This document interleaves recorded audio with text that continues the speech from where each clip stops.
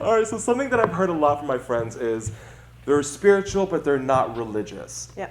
And I love that because that's literally who we are and what we do here at CSL Dallas. There's no dogma, there's no fear, there's none of that. It's just about spirituality, practical spirituality. And what's great is that we literally offer that Monday through Sunday, 7 days a week here. 7 days. 7 days a week, yeah. Yeah, no, it's great. We've just started this thing called Conscious Connection Morning Meditation, 7 a.m. Central Time. People are getting up now, Monday through Saturday, to be in a collective, purposeful, conscious state. And we're already hearing great feedback about that. And then one of the things I love is Monday through Friday from noon to 1. You can pop into a Zoom room anytime for 5 minutes, 50 minutes, whatever you want at any time. And I'm usually there at least 3 to 4 days a week. Yeah. And they're regulars and then people that come in to say, I need a lifeline right now, and pop into the Zoom room. And then on Monday evening from 7 to 8, the parents can come in and talk about how to keep feeding the kids and feeding themselves while feeding the kids, good content from 7 to 8 with Brianna. And also then 8 to 10, we still have a place where you can hang out. And on Friday nights from 7 to 10, and I'm hearing all kinds of fun things about your hour on Friday night. It's awesome. We had so much fun in there. We had fun. We did it yesterday. It was amazing. It was a blast. So also on Tuesdays, we got happy hour with Petra. This past Tuesday, we had Rebecca win. If you missed it, you have to check it out. It was an amazing session. It was so cool. She read from her book. It was incredible. And then on Wednesday, metaphysics and meditation with Petra. We had Michael Gott. If you missed that, you have to watch it. He sung, we got clips of him singing. They had really great conversation about where we are, how we move past stuff. It was just incredible. And then on Thursday, metaphysical teachings of Jesus. So back to the spiritual but not religious, this class is it. What you talk about is extraordinary. She breaks it on down, you guys, and it's about the spiritual truth of what Jesus was all about, without any judgment, no dogma whatsoever. Check it out on Thursday nights. 7 days a week, as you're physically as we're physically distancing, we're spiritually connecting.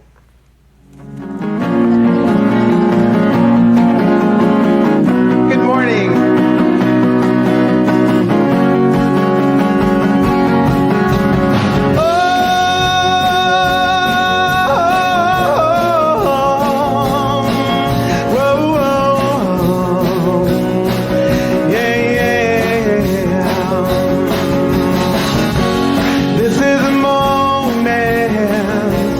This is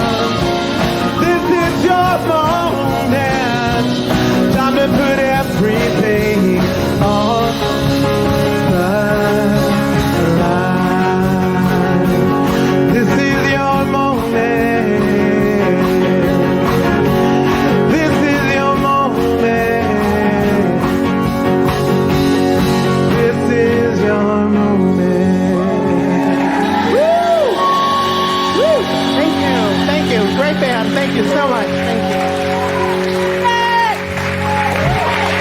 Robin Hackett! Woo! Thank you, Robin! We're so glad that you are part of our community. We miss you, but we love being connected with you online each and every day, especially here on Sunday mornings. CSLDallas, I'm Reverend Dr. Petra Weldes, and along with Reverend Karen Fry and our music director, Oscar Seong, we are here to celebrate each and every Sunday morning. And what we celebrate is the Spirit. We celebrate Spirit as us and Spirit in life. And our purpose is to be radically inclusive, spiritually progressive, transforming lives. So sit back and enjoy this fabulous piece of music from Michael Gott and Lainey Bernstein, co-written with Karen Drucker. We are all angels. We are all angels who only have one wing. We are all angels holding to each other. We are all angels who cannot reach the sky, because we need each other to fly.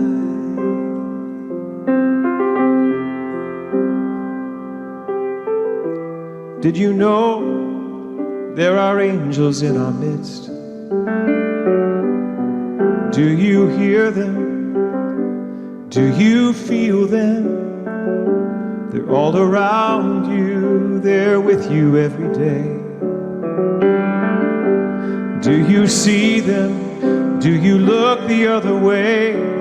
It's that man that you forgot to kiss as you hurried out the door, or that stranger who said hello that you chose to ignore. They are angels. We are angels. We are all angels who only have one wing. We are all angels searching for each other. We are all angels who cannot reach the sky, because we need each other to fly. Give Lainey Bernstein some love.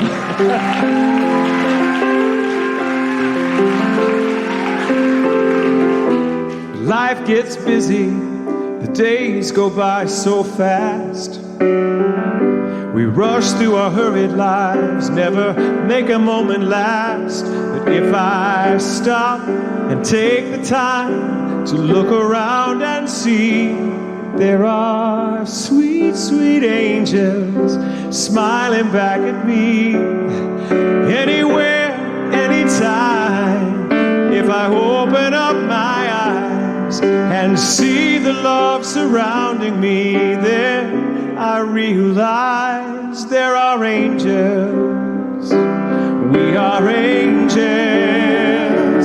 We are all angels who only have one wing. We are all angels searching for each other. We are all angels who cannot reach the sky, because we need each other to fly. We are all angels who only have one wing. We are all angels searching for each other. We are all angels who cannot reach the sky, because we need each other to fly. We need each other to fly. We need each other to fly. We need each other. I love you, Lady Bree. I love you so much. We are all angels, even if we only have one wing. And one of the beautiful things is because we only have one wing, we fly together. Most importantly, we fly with Spirit. Spirit is the one that is always lifting us and reminding us of the truth of who we are. And it is forever present, forever available. And it allows us to walk through the times like we're walking through today. So I want to start with this fabulous story. This comes from My Grandfather's Blessings by Rachel Naomi Remen. She's a medical doctor. And this, interestingly enough, is a story about her grandmother. It's entitled Eggs. In my grandmother Rachel's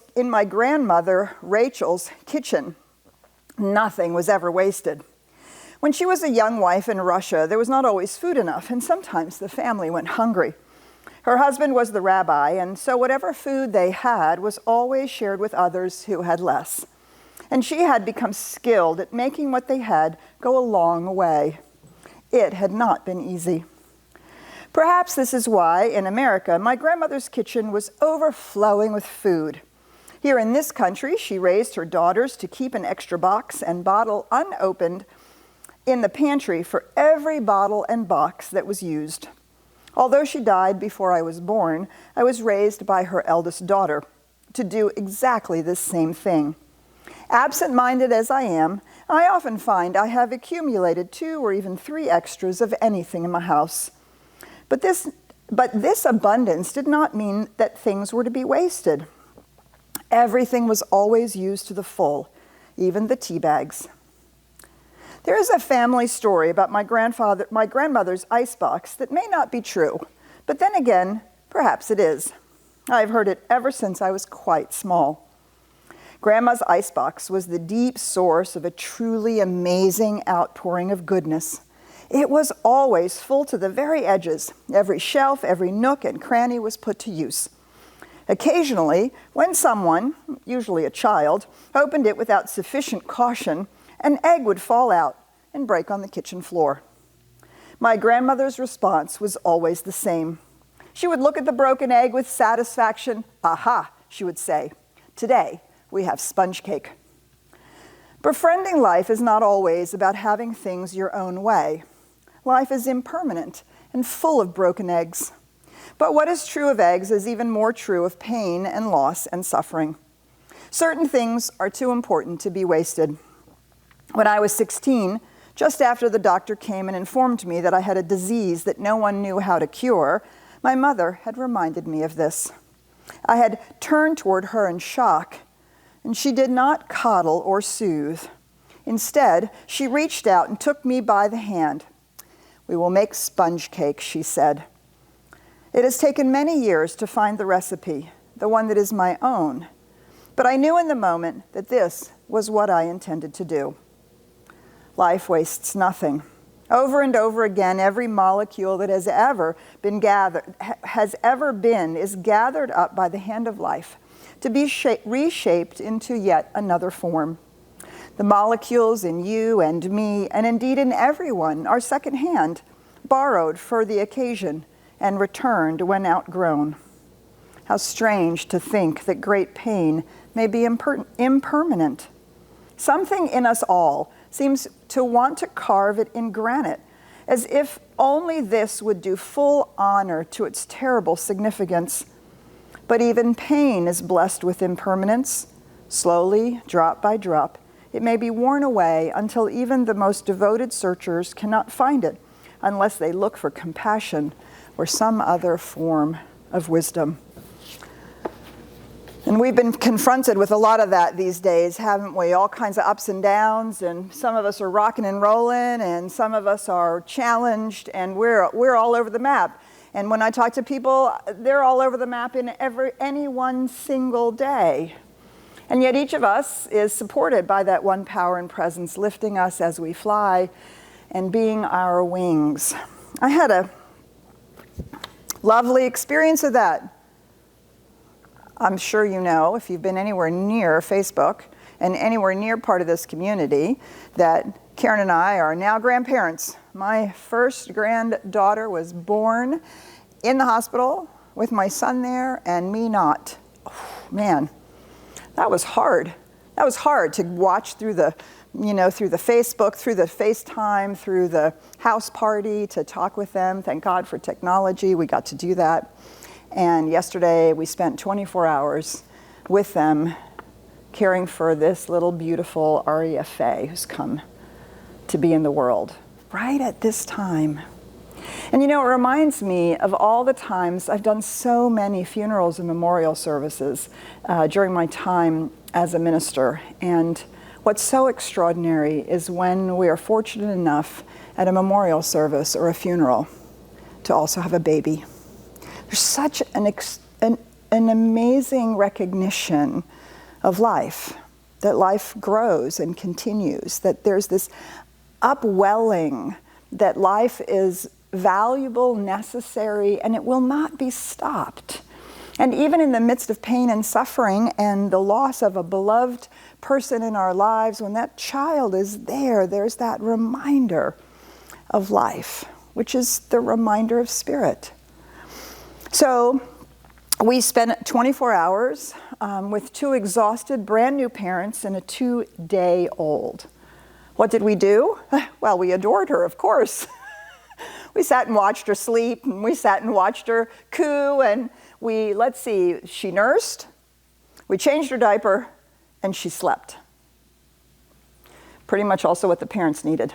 They needed to be fed, they needed to rest, they needed to know that someone else was there, holding them, supporting them. And quite frankly, I needed to know that that life was safe, and that it was loved, that this little girl had fallen into the arms of love. And that we were together making sponge cake in a very difficult and challenging moment. And that's what Spirit reminds us of. That's what Spirit lifts us into. That's constantly what's available to each one of us. If we just stop and breathe and be present like we are with that little girl. Right now I'm thinking of Spirit as grandma, right? The way that I wanted to be with that child and with those parents, Spirit as grandma. Maybe the Our Father should start out with, Dear Grandma, give us this day our daily bread, right? That is exactly what's going on. And the truth is, each one of us know this. We are so deeply connected. There is that within us that knows this. And when we can drop into that space, we can set aside all the worry and fear and uncertainty and doubt and excitement and enthusiasm and unknown and all of that. We can set it aside and just be present in the moment. So we heard in the last 2 days that, first of all, you have to walk, you're required to have a mask on in Dallas, Texas, and that Texas is going to be one of the first states that's going to open up. 2 entirely conflicting messages, not completely certain about how all this is going to go, right? Sounds like a lot of many, many, many parts of my life and my journey, and I bet yours too. But there is that within us which knows. So I reached for one of my favorite things. I have probably been reading this in talks, for a very long time.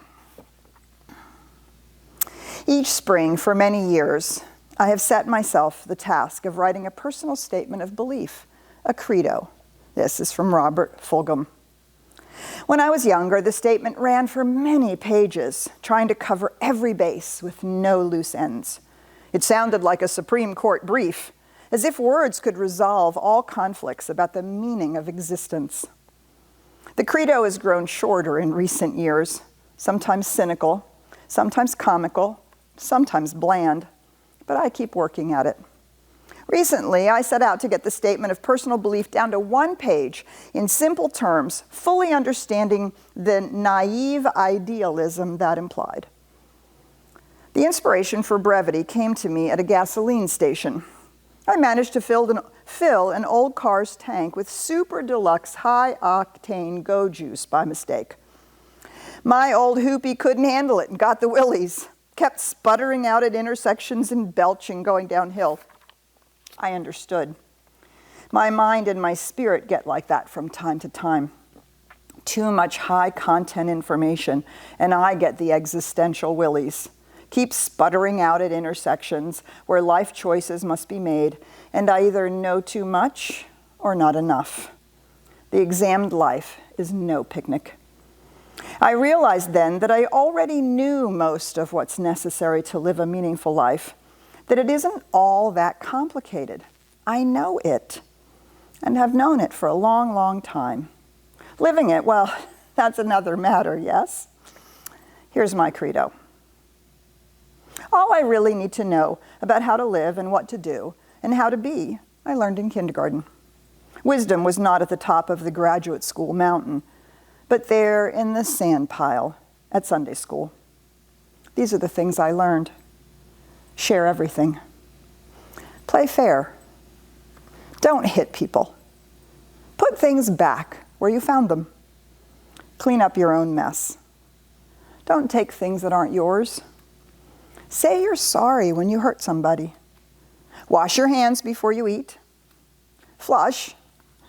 Warm cookies and cold milk are good for you. Live a balanced life. Learn some and think some and draw and paint and sing and dance and play and work every day some. Take a nap every afternoon. When you go out into the world, watch out for traffic. Hold hands and stick together. Be aware of wonder. Remember the little seed in the styrofoam cup? The roots go down and the plant goes up and nobody really knows why or how. But we're all like that. Goldfish and hamsters and white mice and even the little seed in the styrofoam cup, they all die. So do we. And then remember the Dick and Jane books and the first word you learned, the biggest word of all. Look. Everything you need to know is there somewhere. The golden rule and love and basic sanitation, ecology and politics and equality and sane living. Take any one of those items and extrapolate it into sophisticated adult terms and apply it to your family life or your work or your government or your world, and it holds true and clear and firm. Think what a better world it would be if we all, the whole world, had cookies and milk about 3 o'clock every afternoon and then lay down with our blankies for a nap. Or if all governments had a basic policy to always put things back where they found them and to clean up their own mess.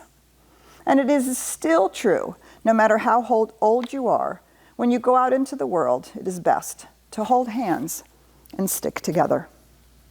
And so Spirit, as it is moving in, through, and as us, is the biggest hand we hold, right? It's always there. And as we hold the hand of Spirit, we recognize that we are holding the hand of the One. And so we reach out and we hold the hands of each other. And when we do that, we always find that we are home. Home in ourselves, home in our own lives, home in whatever craziness is going on, home with those people that we love and care about, home on the planet, home in spirit. Robin Hackett singing Home. Good morning, CSLDallas. This is Robin Hackett, and I'm so thrilled to be able to share this time with you. And I'd love to sing a song for you that really was the beginning of my spiritual journey, at least in the sense of science of mind and Centers for Spiritual Living. And this song is called Home, and it was my project for Foundations, and it means so much to me. I hope that you enjoy it.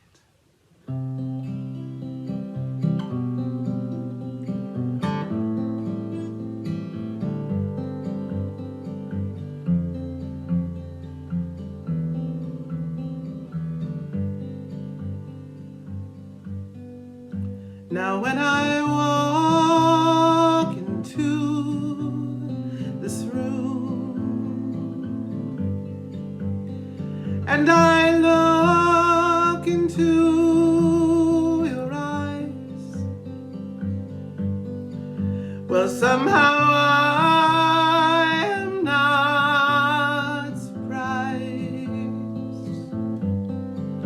It's like I've known you all of my life.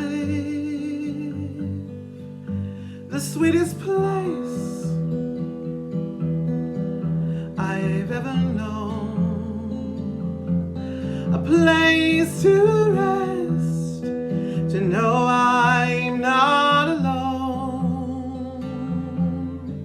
With all those years out on my own, when I finally found I am home.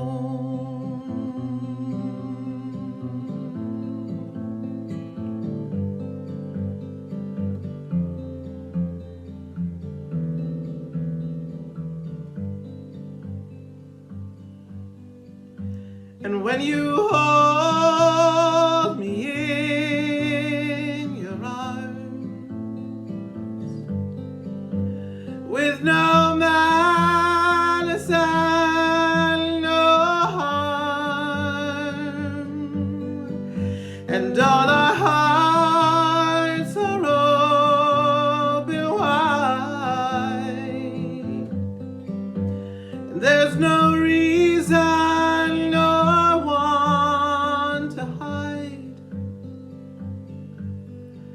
the sweetest place I've ever known.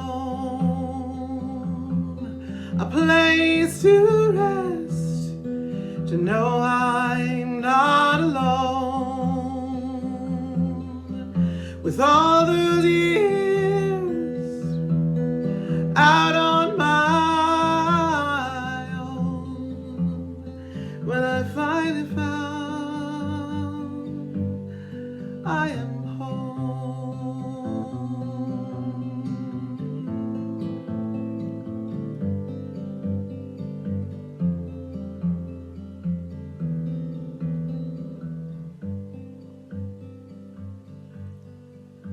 Now when I look out on this crowd and all that I can see is all I've ever dreamed. Looking back at me, the sweetest place I've ever known. A place to rest, to know I'm not alone.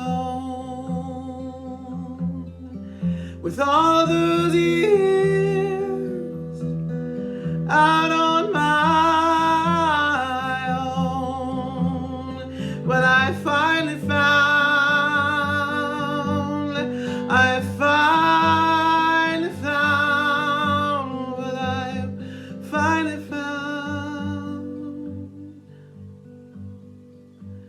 I am home. I am home. We are home.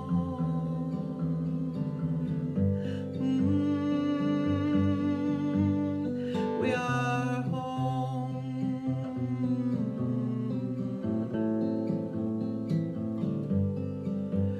I am home. I'm home. Have a good day.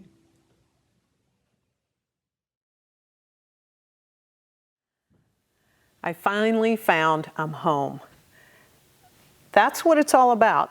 We're each to finally know within our own selves that we're home, that no matter where we are in our physical homes here, it was written for this community, CSLDallas, no matter where we are home, because everywhere we are, God is.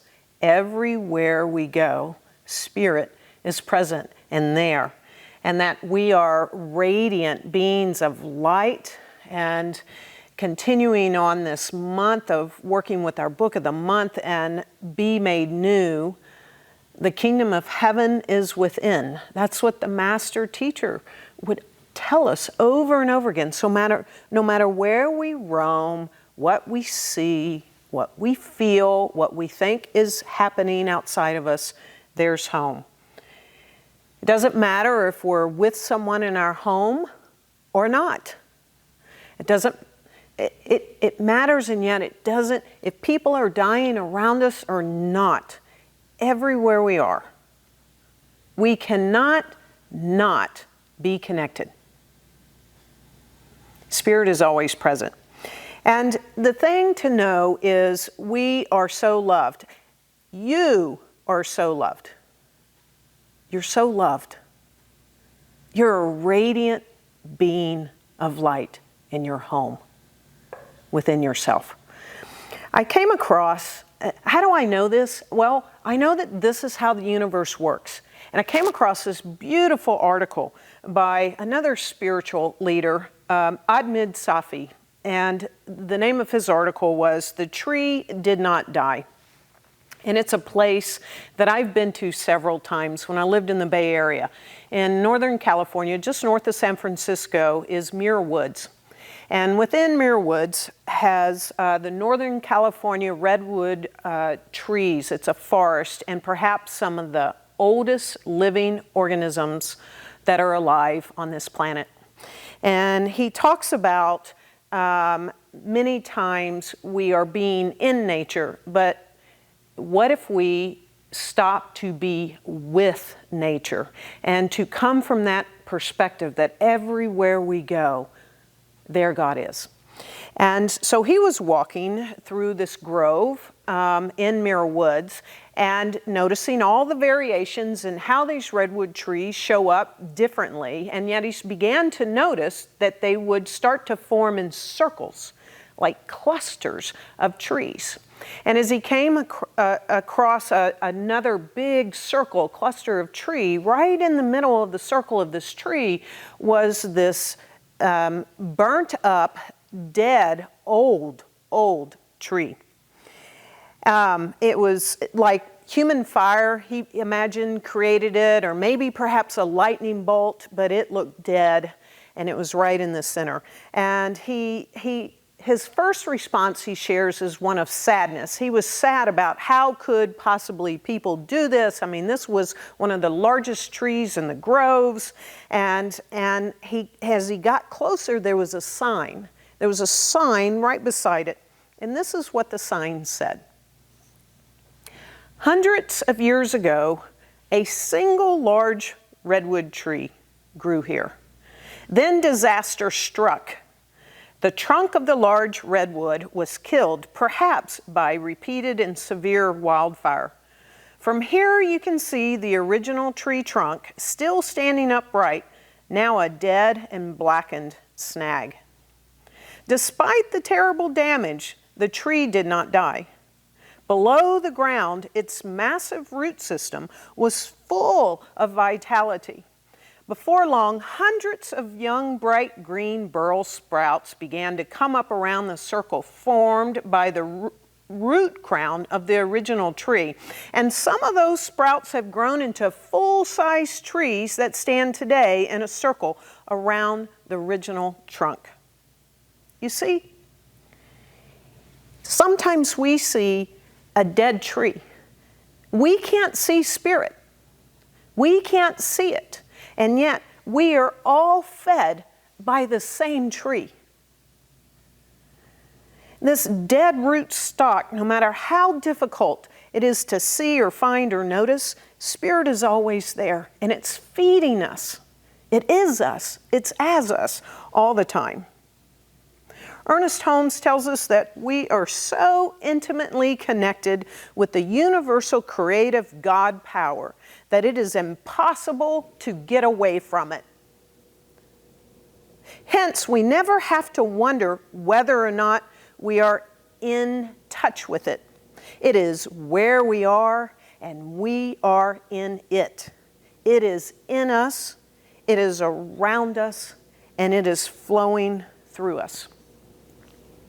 And we have this whole entire community known as CSLDallas, the Center for Spiritual Living. Hundreds and hundreds and hundreds of people connected to one another and connected as this root source. We're encircled by it. And this whole community of people are here to support you. I came across another story that I also want to share. And it was about a psychology professor that was given a lecture, and she was teaching a class on stress management. And she had an auditorium filled with students, and she had a glass of water half filled. And the students just knew that she was going to ask, what do you see? Is it a glass half full or half empty? Instead, she asked a question. She asked, how heavy is this glass of water I'm holding? And the students just started blurting out so many ounces, whatever. They were guessing how heavy the glass of water she was holding. She replied, from my perspective, the absolute weight of this glass doesn't matter. It depends on how long you hold it. If I hold it for a minute or two, it's fairly light. If I hold it for an hour straight, the weight might make my arm ache a little. If I hold it for a day straight, my arm will likely cramp and feel completely numb and paralyzed, forcing me to drop the glass to the floor. In each case, the weight of the glass doesn't change, but the longer I hold it, the heavier it feels to me. Sometimes we need each other to come take the glass of water from us, because right now I can't hold it. And all of a sudden I'm lighter and someone's taking that weight. And sometimes, because we connect on that, it brings other things up in us, and we need someone else to come and help us hold this glass of water.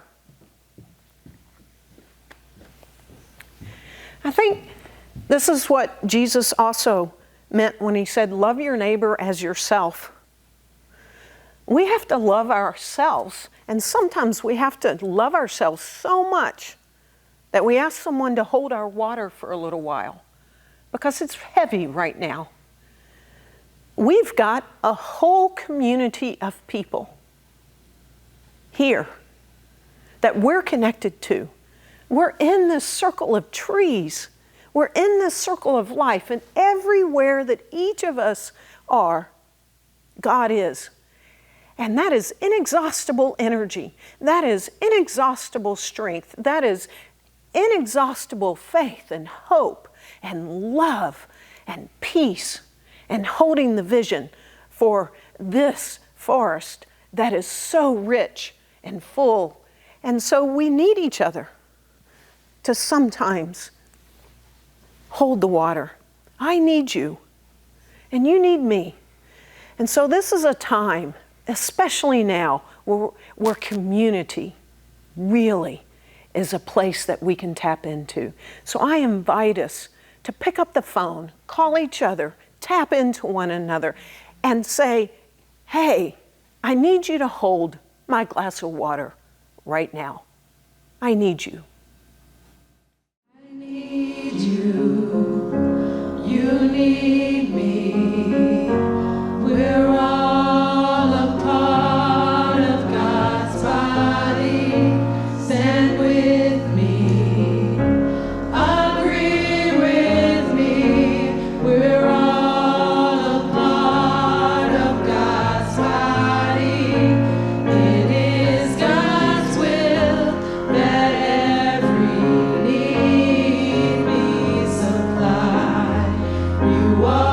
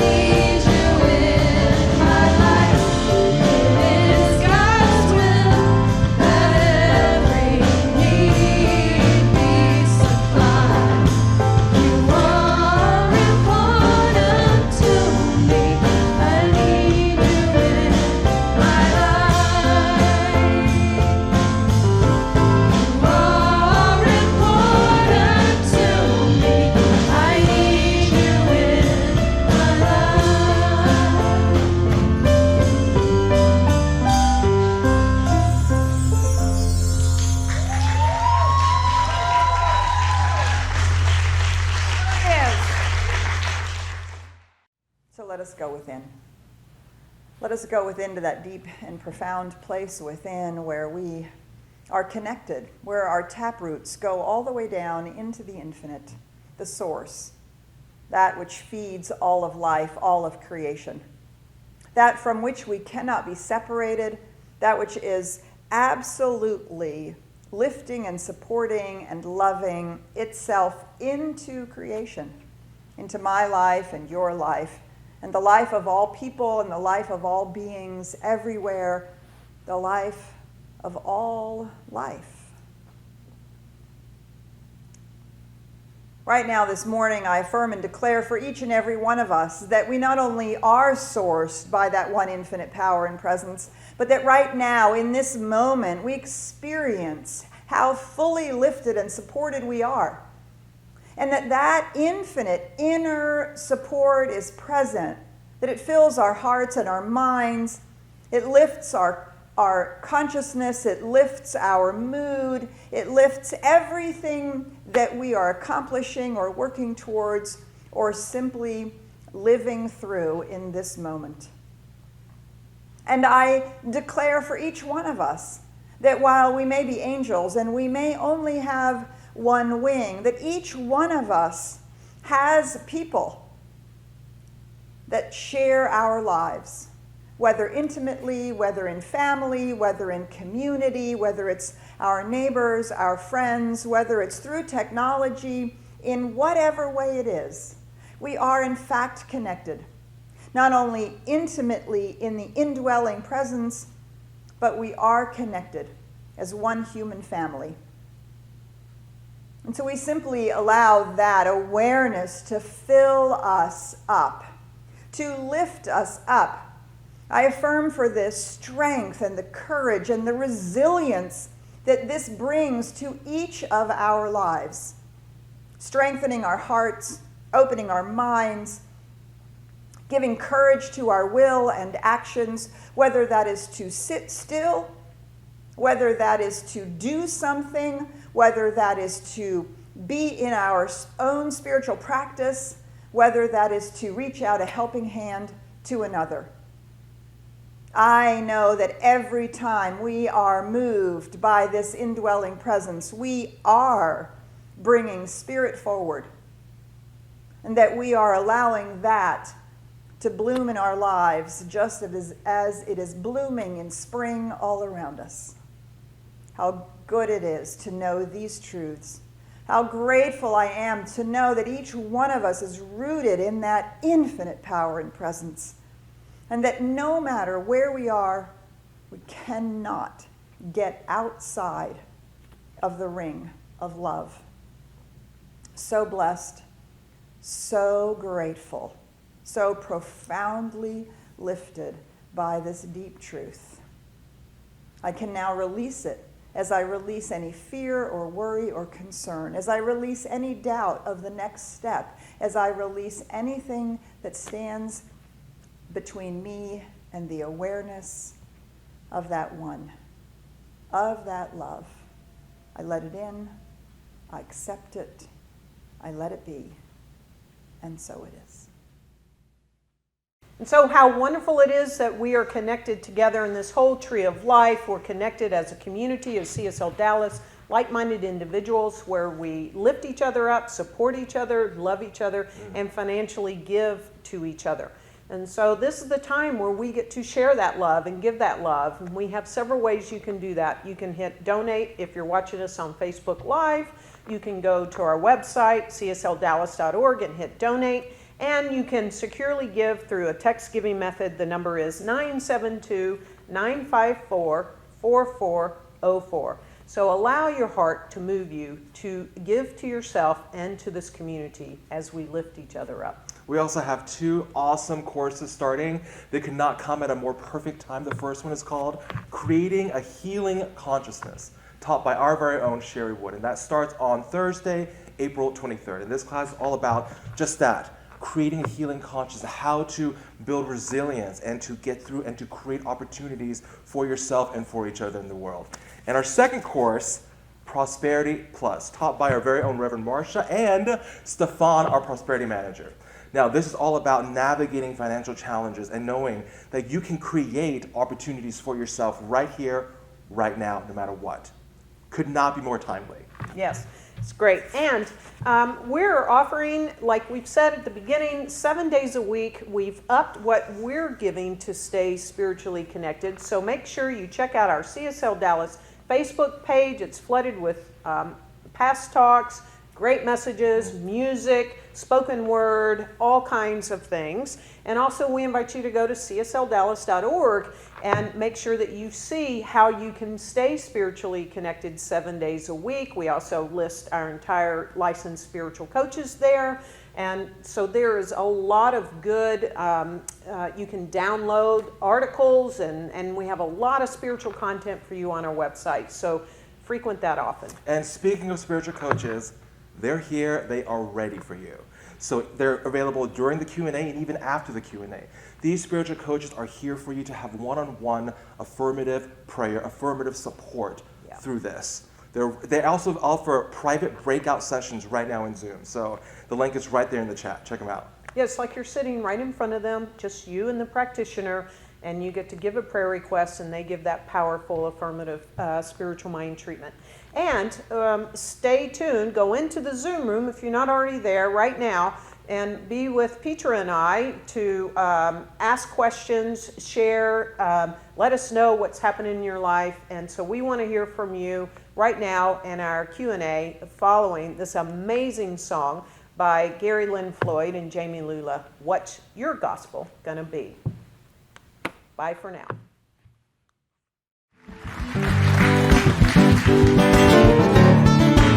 We got one more for you. Thank you all for being here this evening. We're so grateful. We love you.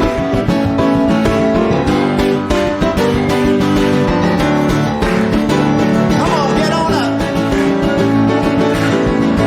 What's your gospel gonna be? Living in bondage or free? Follow Danny.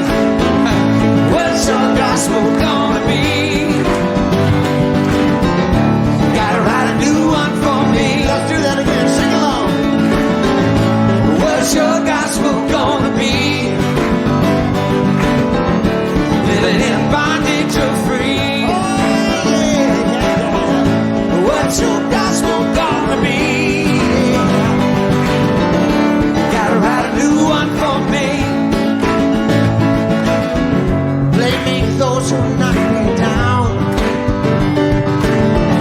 or give them thanks for being around. Stuck in stories I have told, I'm letting go of the old.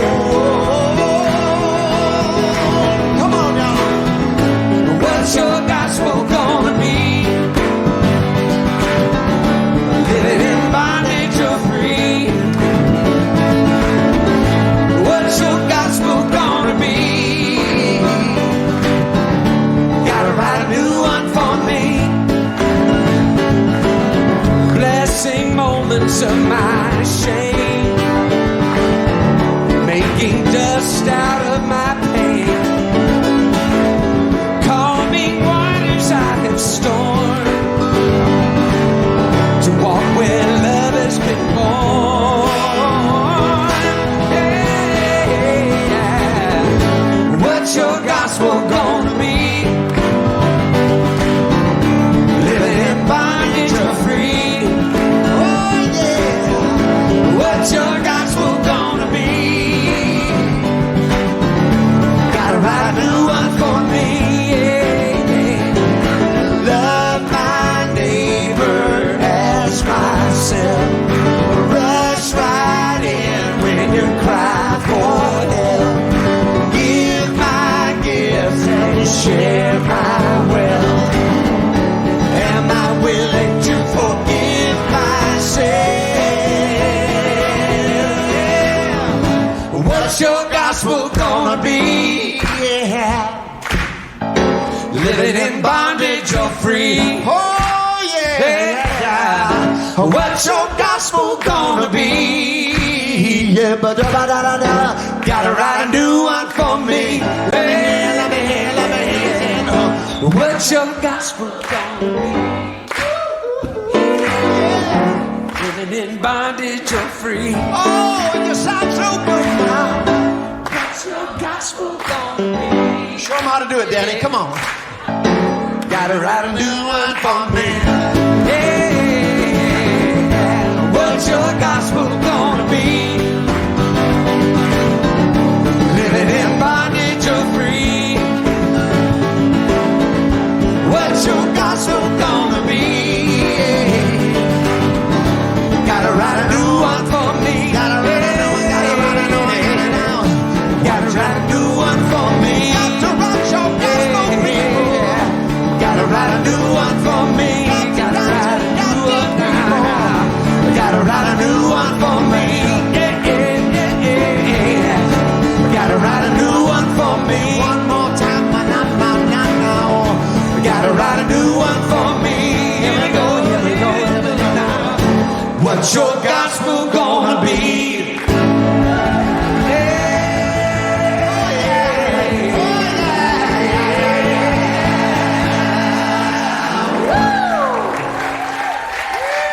Darylyn Floyd. Jamie Lula. Let's give Floyd Lula lots of our love.